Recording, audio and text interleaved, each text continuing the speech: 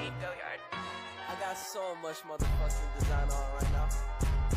Break it down, bring it back, make it clap. I got 3 old thoughts, new block, where that thing. Bitches on my line, and you know they come straight. Hold up, what it not, 45, scope it down, right. Assalamualaikum warahmatullahi wabarakatuh. Di sini kami akan menjelaskan tentang lembaga-lembaga pendidikan pada era awal. Pada video berikut ini, Rumah Al-Arkam merupakan lembaga pendidikan yang pertama ketika wahyu diturunkan Allah kepada Nabi Muhammad SAW. Maka untuk menjelaskan dan mengajarkan kepada para sahabat, Nabi mengambil Rumah Al-Arkam sebagai tempatnya. Hal ini berlangsung kurang lebih 13 tahun. Namun, sistem pendidikan pada lembaga ini masih berbentuk halakah dan belum memiliki kurikulum dan silabus seperti dikenal sekarang. Baik, di sini saya akan melanjutkan materi yaitu tentang kutab. Kutab atau maktab berasal dari kata dasar yang sama yaitu kutabah yang artinya menulis. Sedangkan kutab atau maktab berarti tempat menulis atau tempat di mana dilangsungkan kegiatan untuk menulis. Kutab ada 2 bentuk. 1. Kutab berfungsi sebagai tempat pendidikan yang berfokus pada baca tulis. 2. Kutab tempat pendidikan yang mengajarkan Al-Quran dan dasar keagamaan. Masjid.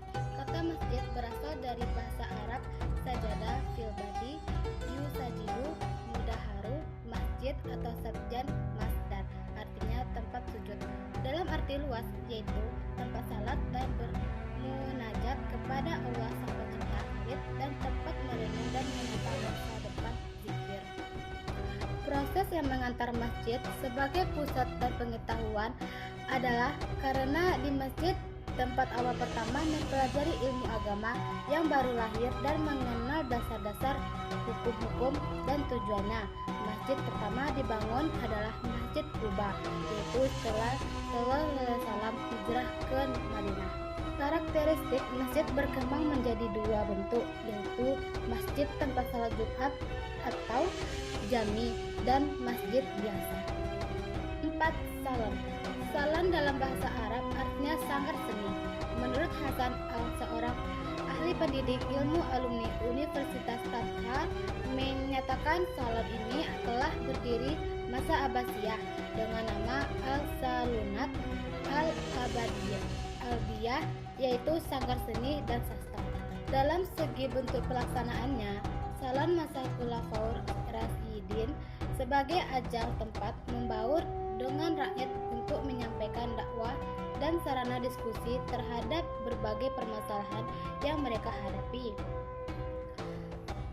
Salon-salon masa Daulah Umayyah dan Abbasiyah memiliki persamaan dengan masa Khulafaur Rasyidin, yaitu sebagai sarana untuk mencerdaskan manusia dan menyiaran ilmu pengetahuan.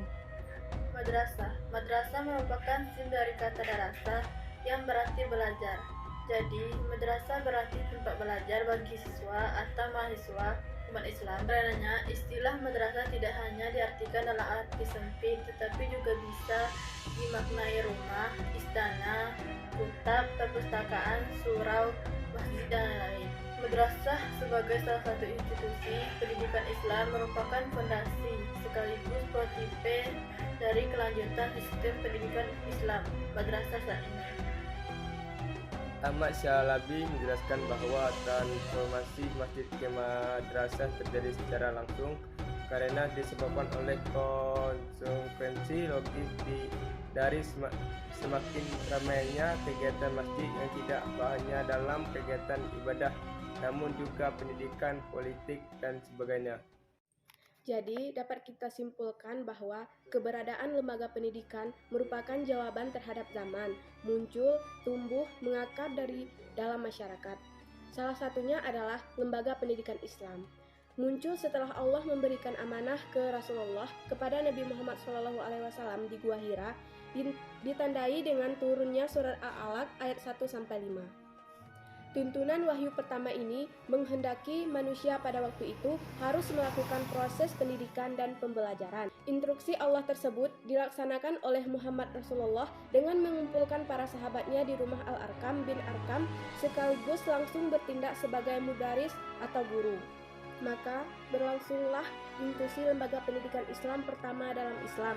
Kemudian dikembangkan dalam bentuk kutab, masjid, salon-salon kesusastraan, dan madrasah.